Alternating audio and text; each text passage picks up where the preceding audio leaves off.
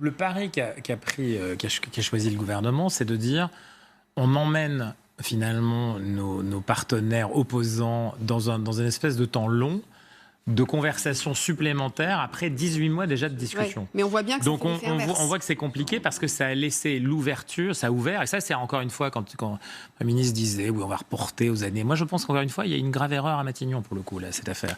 Et il y a notamment une difficulté, c'est de dire je ne vais pas affronter à la sortie de ces 18 mois de travail, de négociation, des gens avec lesquels, finalement, on a discuté. Alors, effectivement, on porte une réforme et on veut la porter. On a en viseur les municipales où, pourtant, La République En Marche n'est pas très engagée sur le terrain. Son vrai travail, si vous voulez, politique sur La République En Marche, sur les municipales, c'est dans l'après-municipal, le fait qu'ils sont en train de négocier, hein, dans un mercato politique, les signatures de gens qui sont chez les Républicains ou au PS et qui les rejoindront après. Donc, il n'y a pas un enjeu de suffrage universel réel. C'est ça qui est étonnant.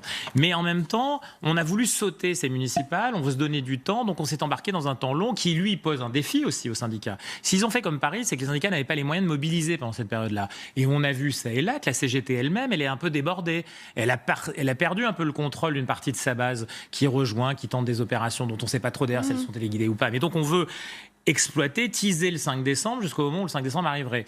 Alors, le gouvernement, il fait le pari de ce temps long, du temps municipal qui va éteindre un petit peu aussi ce moment-là. Aujourd'hui, ce qui est surtout important, c'est qu'on n'a pas la vision claire.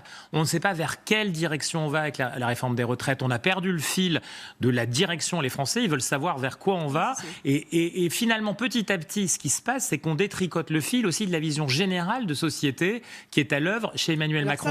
Et ça, c'est très intéressant. On en parlera après 15h parce que c'est effectivement très intéressant.